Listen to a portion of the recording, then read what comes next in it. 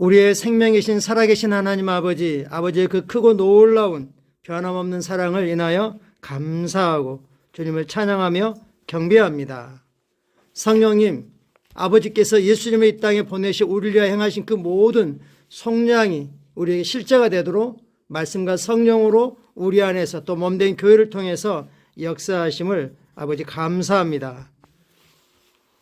날마다 성령님께서 우리를 한 걸음 한 걸음 인도하심을 감사합니다. 사람이 마음으로 그 길을 계획할지라도 걸음 인도하시는 분은 주님이십니다. 우리 삶을 주님께 온전히 내어드립니다. 성령님 감사합니다. 성령님 사랑합니다. 성령님의 동일한 마음을 우리 심령에도 불어넣어 주신 것을 감사합니다.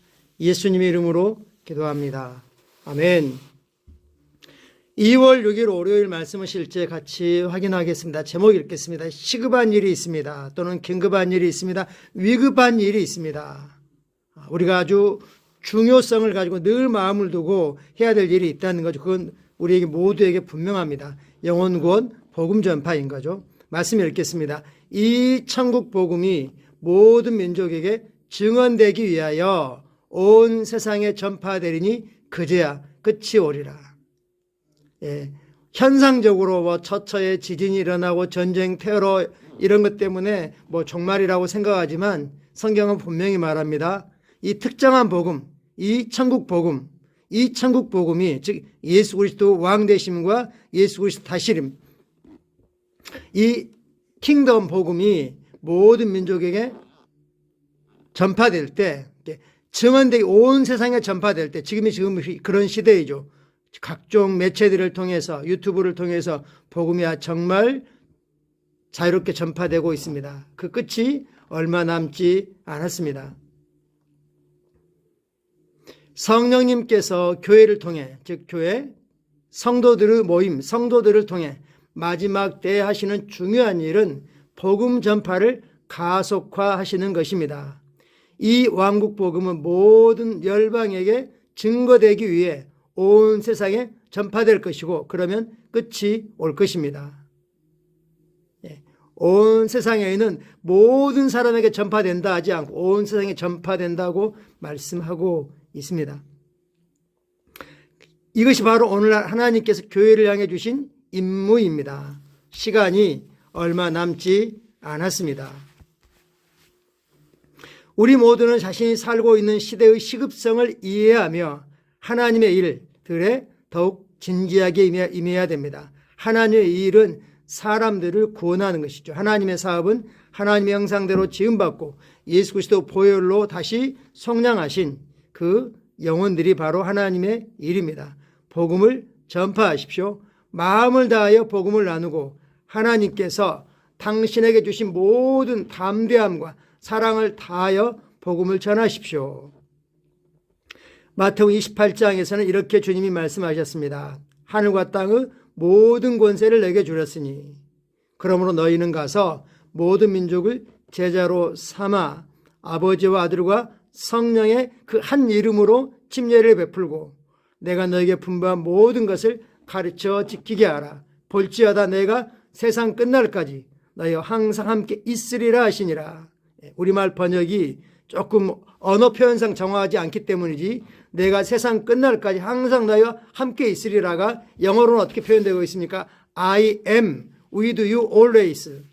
I will be with you 가지고 I am. 주님은 I am으로서 스스로 계신 분으로서 스스로 충만한 분으로서 항상 영원한 현재로 함께 하십니다. 우리의 10년 후도 하나님께는 이미 지나간 과거입니다. 우리는 시간이 흘러가는 시간이지만 우리가 마치 장소로 옮기는 것처럼 하나님은 시간을 옮기는데 어떤 문제도 없으십니다. 이 명령을 받은 제자들은 사도행전에서 예수 이름으로 침례를 베풀었습니다. 성령이 우리 계시하는 삼위일체 일체이신 하나님의 우리에게 주신 이름은 죽은 자로부터 부활하시고 그리고 우리에게 다시 성령으로 찾아오신 하늘에 있는 것들이나 땅에 있는 것들이나 땅 아래에 있는 모든 것들이 무릎 꿇고 복종해야 되는 모든 의미의 뛰어난 이름 예수 이름을 우리에게 주셨습니다. 그래서 우리에게 말씀합니다. 너희는 가서 복음을 전하여 모든 민족을 제자로 삼고 그리고 그대로 행할 수 있도록 가르쳐 지키게 하라. 즉 제자로 만들어라 라고 말씀하십니다. 단지 복음 전파에서 구원해 놓는 것으로 충분하지 않습니다. 그리고 그대로 방치하는 건 마치 사랑이 많은 부모가 자녀가 태어난 후에 아무데나 버리는 것과 같은 거죠. 그렇게 하는 사람은 결코 없습니다. 사랑을 다해서 정성을 다해서 그가 온전한 사람으로서도록 성인이 되어도 그가 가정을 이루어도 늘 관심 갖고 후원하고 그러는 거죠. 마찬가지로 복음화에서도 그러합니다. 복음을 전하여 예수를 믿으면 그들을 말씀을 가르쳐 성령 안에서 제자로 삼고 그들이 또 다른 사람을 복음을 전해서 예수님 믿도록 도와주고 또 그들이 주님을 따르도록 제자로 삼는 일은 계속 되어야 합니다. 얼마나 확실한 선포입니까? 우리가 방금 읽은 9절에서 나오는 주님의 말씀보다 우리가 더 빨리 복음을 전파하고 그것을 땅끝까지 가져가도록 더 큰 담대함을 주는 것은 없습니다. 하늘과 땅은 모든 권세를 가진 예수님이 우리를 뒷받침하고 있습니다. 어떤 분은 이렇게 말씀하십니다. 마치 샌드위치와 같다. 샌드위치의 핵심은 빵은 쌈처럼 싸는 것이고 가운데 있는 이 고기 부분이 패티 부분이 핵심인 거죠. 하늘과 땅의 권세가 덮고 있고 그리고 항상 함께 있다는 것이 받치고 있고 그 중간의 핵심은 가서 제자 삼는 거죠. 우리의 표적, 우리는 표적의 시대를 살고 있습니다. 표적은 표지판이라고 이해하면 되죠. 뭔가 목적물을 가리키는 거죠. 그리고 이미 최후 표적, 즉 전 세계에서 이루어지고 있는 대대적인 구원이 우리 눈앞에 펼쳐지고 있습니다. 그러기 위해서 하나님 우리에게 주신 생명을 최대치로 정말 차고 넘치도록 풍성하게 누리는 거죠. 단지 우리가 쉽게 말해 배부르고 등 따시고 신간 편하고 재정적으로 문제없고 자녀들 잘 되고 여기에 초점이 있지 않습니다. 그것들은 따라오는 보너스일 뿐입니다. 우리의 삶의 목적은 방향은 영혼 구원, 복음 전파, 제자 만들기, 그래서 왕궁을 확장하고 그리스도 몸인 교회를 세우며 그리스도 안에서 한 사람 한 사람을 완전한 자로 세우는 것입니다. 예를 들면 우리가 우리 자녀들을 비전 트립에 보내는 목적은 단지 여행하고 구경하고 이게 초점에 있지 않습니다. 여행은 보너스로 하는 거고 실제는 이 말씀 집회에 참여해서 도전받고 격려받고 세움 입고 나도 저렇게 살고 싶다. 나도 평생을 90 다 된 분이 저렇게 활발하게 힘있게 말씀을 전파하고 영혼을 구원하는 것처럼 정말 전 세계에 영향을 미치는 것처럼 나도 그런 사람으로 살고 싶다는 복음 안에서 비전을 열망들을 심기를 원하는 것입니다.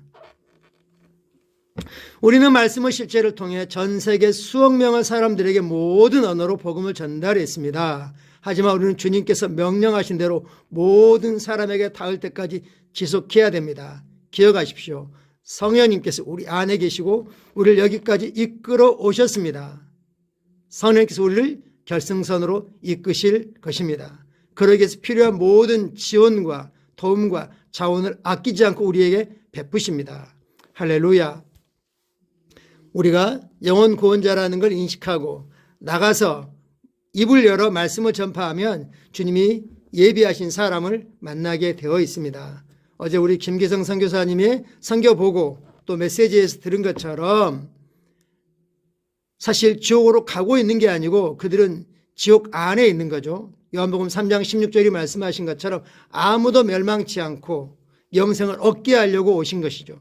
예수님이 오셔서 그들을 지옥으로 보내는 게 아니라 그들이 지옥 그 길 위에 있다는 걸 일깨워주고 그것이 얼마나 위험한 것인지 우리를 통해서 일깨워주고 그들을 거기서 구출하고 구원하기 위해서 우리를 이 땅에 남겨두신 것이죠. 참고 성경 구절 같이 보겠습니다. 너는 말씀을 전파하라. 때를 얻든지 못 얻든지 항상 힘쓰라. 범사의 오래 참음과 가르침으로 경책하며 경계하며 권면하라. 디모데후서 4장 2절 말씀입니다. 때를 얻든지 못 얻든지 때를 만들어내라. 복음 전파를 위한 기회를 만들어내라 라고 말씀하시죠. 마가복음 16장 말씀입니다. 또 이르시되 너희는 온 천하에 다니며 만민에게 복음을 전파하라. 믿고 침례를 받는 사람은 구원을 얻을 것이요 믿지 않는 사람은 정죄를 받으리라. 여기서도 너희는 온 천하에 다니며, 즉 온 모든 민족, 온 세상 모든 피조물에게, 여기서 만민으로 번역됐지만 영어로 all creature, 모든 피조물에게 복음을 전파하라고 했습니다. 복음이 우리에게 맡겨졌습니다. 우리가 나가서 입을 열어 복음을 전파하면 오늘 구원받을 사람이 기다리고 있습니다. 그러지 않으면 그는 오늘이 그의 마지막 순간일 수도 있는 거죠. 우리 같이 기도하겠습니다. 사랑하는 아버지, 나에게 복음을 전하고 더 많은 사람들에게 구원의 메시지를 전할 수 있는 기회를 주셔서 감사합니다. 나는 성령님의 신속함과 긴급함으로 움직입니다. 나는 성령님의 지혜를 통해 더 많은 사람들을 의로 인도합니다. 나는 나의 세상과 그 너머에 있는 사람들에게 화해 사역을 하기 위해 증가된 은혜와 능력을 받았습니다. 예수 이름으로 기도합니다. 아멘. 할렐루야. 복음 전파는 먼저는 밭을 가꾸는 것으로부터 시작합니다. 지혜로운 농부는 아무 준비도 않고 겨울 내내 딱딱하게 굳은 땅에다 씨를 뿌리지 않습니다. 먼저 밭을 가꿉니다. 그것은 기도하는 것이죠. 기도하고 그들에게 하나님의 호의를, 선하심을 맛볼 수 있도록 우리의 간증들을 들려주는 것이고 우리의 친절을 베푸는 것입니다. 그리고 결정적인 때 결국은 말씀을 전해야 됩니다. 우리가 친절하게 해줬기 때문에 언젠가 믿겠지. 아닙니다. 복음을 듣지 못하는데 어떻게 믿게 되는 겁니까? 복음이 우리에게 맡겨졌습니다. 할렐루야. 오늘도 내 주변에 우리가 알고 있는 지인들 중에 아직 예수를 주님으로 만나지 않는 영혼이 있다면 우리가 품고 또 기도하고 성령이 주시는 감동을 따라 전화를 하든지 같이 식사를 하든지 다양한 형태로 시도해 볼 수 있습니다. 감사합니다. 사랑하고 축복합니다. 오늘도 주님의 지혜가 위로부터 부어지고 또 실제로 나타나고 있음을 우리는 인식합니다. 감사합니다.